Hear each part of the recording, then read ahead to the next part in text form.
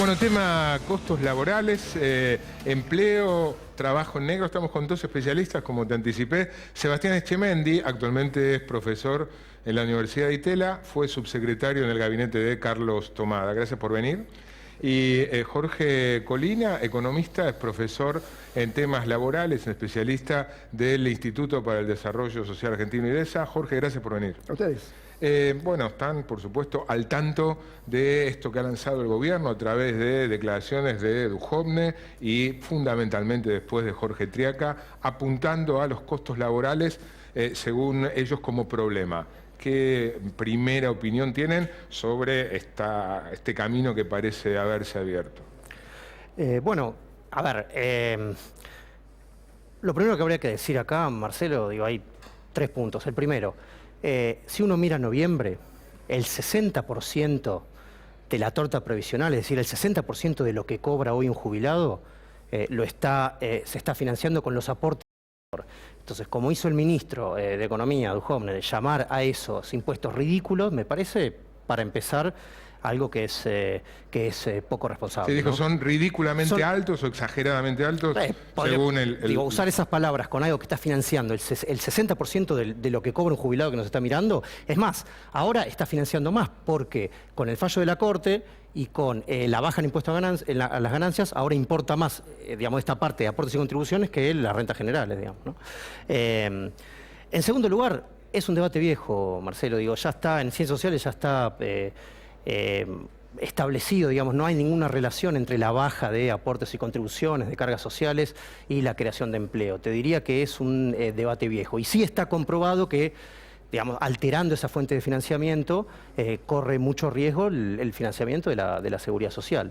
Y yo creo, Marcelo, que el debate me parece que es más amplio. A veces, claro, es medio facilista por parte del gobierno decir, bueno, son las cargas sociales, los impuestos al trabajo. El tema de fondo acá es cómo financiamos la seguridad social, cómo financiamos lo que se llama estado de bienestar, las políticas sociales, ¿no? Y rápidamente te diría, hay 3 modelos en el mundo. Un modelo que podemos llamar el nórdico, donde se financian con impuestos generales. Un modelo más continental, que es un poco el que seguimos nosotros, más europeo, continental, que se financian con cargas sociales. Y un modelo más residual de los países anglosajones. Entonces, ¿qué está diciendo el gobierno? Bueno, vamos a bajar el financiamiento de aportes y contribuciones, es decir, de la carga del salario. Pero ellos no quieren ir a un modelo de rentas generales, porque para eso tenés que aumentar impuestos. Es más, yo diría que el gobierno está haciendo lo contrario. Baja retenciones, baja bienes personales. Entonces, ¿cuál es el modelo? Baja ganancias. Baja ganancias, digamos. Entonces, justamente, acá el peligro, ¿cuál es? Que se está tocando lo que está funcionando en cierta medida y a dónde vamos a ir, a un desfinanciamiento completo de la seguridad social. Jorge. Hoy cuando uno mira el mercado laboral, todavía hay un montón de gente que no está trabajando, pero no necesariamente es desempleada, hay mucha gente que es inactiva, generalmente estudiantes, mujeres. Entonces tenemos un primer déficit, que hay una gran escasez de trabajo. Cuando vemos los ocupados, tenemos que hay un 25% que son cuentapropistas, es decir, no son asalariados, muchos de ellos son cuentapropistas desalentados, es decir, hacen alguna changa porque no encuentran un empleo asalariado. Cuando agarramos los asalariados, que es el 75%, el 35% de ellos está en negro. O sea, solamente llegamos a un mundo en Argentina en donde apenas el 30%, el 35% de los ocupados tiene un trabajo asalariado formal, o sea, que le pagan los aportes, que hace todo. Hay más o menos, corríjame, 6 millones y pico en el sector privado. En el sector privado y 3 en el sector público. Son 9. 9 millones trabajando con aportes. Con aportes que no, dejando de lado los que hacen changa. Claro. Y luego tenés 4 millones que son asalariados en negro, o sea, no le hacen los aportes.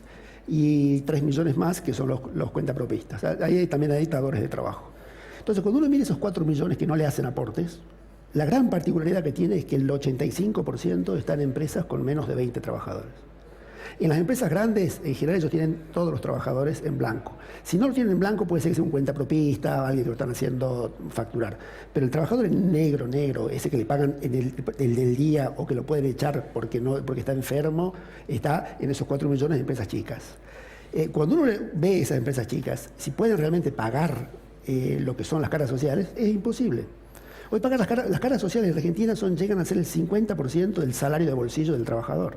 Entonces uno le pregunta a un trabajador, uno tiene una empresa de 5 trabajadores, una pizzería o una pequeña metalúrgica, ¿cuánto querés ganar? 10.000. Uno le pregunta al contador, ¿cuánto me va a costar ponerlo en blanco? Y el contador dice 15.000. Si llegara a tener 2 trabajadores son 2 trabajadores a 10.000 cada uno, son 20.000 de bolsillo. Pero, o 30. O 30 en blanco. Quiere decir que tendría un trabajador más en negro. Entonces, el problema en Argentina es que tenemos un sistema de cargas sociales, un sistema impositivo, en donde las grandes empresas lo pueden cumplir. O sea, las grandes corporaciones tienen casi todo en blanco.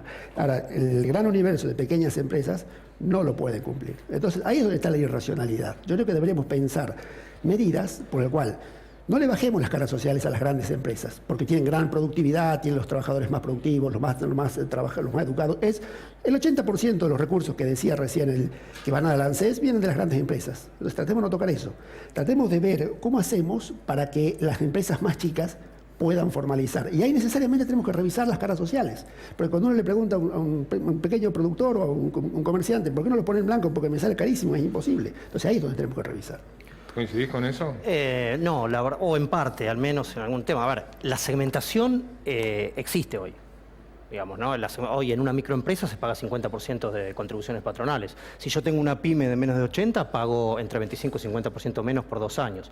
O sea, hay una segmentación que... O sea, hoy ya existe reducción. Ya existe reducción. En menos de 80 por 2 años... ¿Cuánto? Perdón, la reducción es en contribuciones, no en aportes, ¿no? Pero exacto, lo que pago hoy para un contratación hasta 80 y si es una microempresa, es decir, de 5 o menos, tiene 50% de reducción permanente. Ahora, déjame agregar algo, Marcelo, para no sacar el foco. Estamos suponiendo acá que la registración o la empleabilidad viene del aporte digamos, la carga social que realiza un empresario al contratar a alguien. Y esto no es así, digamos. La empleabilidad y la registración del trabajo viene de un marco general de política económica. Eso lo tenemos que tener en claro, ¿no? Si yo tengo una política económica que es antiempleo, que tiene tasas altas, que, digamos, estrecha el mercado interno, por supuesto no voy a tener ni registración ni más empleo, ¿no? Una pregunta puntual. Dada esta situación macroeconómica, si mañana por decreto, por ley, se redujeran para quienes tienen empleados en negro solamente, no para los que lo tienen en blanco, las cargas sociales, la contribución patronal, ¿vos crees que blanquearían al trabajador que tienen en negro o contratarían nuevos empleados? Lo primero es que la economía tiene que crecer, ¿no? Cuando sea un empleador pone en blanco o contrata más trabajadores en la medida que le aumente las ventas. Si uno le disminuye el impuesto, pero las ventas están estancadas, posiblemente esto no tenga efectividad. O sea, una condición previa es que la economía crezca. Ahora, ¿qué se puede hacer respecto? Hoy actualmente lo que él decía hay un 50% de reducción para las empresas con menos de 5 trabajadores. Y la están usando muy pocos. Hay estudios del Ministerio de Trabajo que señalan que, por ejemplo, los monotributistas, los pocos que blanquean, la mitad no usa ese esquema. Seguramente por desconocimiento, por complejidad, por lo que fuera. Yo decía, miremos cómo hacen otros países. Por ejemplo, Australia. Australia lo que hace es pone un mínimo no imponible a la masa salarial. En Australia, si uno tiene una masa salarial de $50.000 australianos mensuales, que serían 5 trabajadores 10.000 o 10 trabajadores 5.000, no paga cargas sociales por esos primeros 50.000. Y cuando la masa salarial empieza a crecer, empieza a pagar aportes patronales sobre el adicional de los 50.000. Incluso las empresas más grandes, para esos 50.000 no les afecta mucho, con lo cual las empresas grandes terminan pagando la totalidad de las contribuciones. Entonces, de esta forma, uno lo que tiene es que a empresas chicas que recién inician, por ejemplo, una startup, una empresa informática que recién comienza, al ser chiquitita todavía no paga la contribución patronal. Cuando va creciendo, empieza a pagar progresivamente. Y a aquellas empresas más chicas, que siempre van a ser chicas porque tienen baja productividad, bueno, uno le da la opción de que por ser pequeña, no pague carga social o bien pague pocas cargas sociales. Un mínimo no imponible sobre la masa salarial creo que sería una gran idea de implementar en Argentina. Sobre las pasantías, tema sobre el cual habló hoy Jorge Triaca, habilitar las pasantías en empresas grandes para estudiantes recién recibidos, por supuesto con aportes, ¿no?, con cargas sociales inferiores a las vigentes. A ver, vayamos por partes. Hablamos de la segmentación, en principio, que no aporte lo mismo un microempresario que un supermercado, puede ser aceptable, digamos, en determinadas circunstancias. Ahora, el punto es, vuelvo al eje anterior, ¿no? ¿Cuál es la fuente que nosotros estamos tomando para la creación de empleo? ¿Cuál es la política económica? La idea de que haya una segmentación, especialmente donde hay mucho trabajo no registrado, es decir, en las microempresas puede ser factible, pero no nos olvidemos que eso no va a cambiar la torta general del empleo. Puede ayudar, si se quiere, a blanquear digamos, una parte quizás de lo que está en negro en los sectores más precarios de empleabilidad.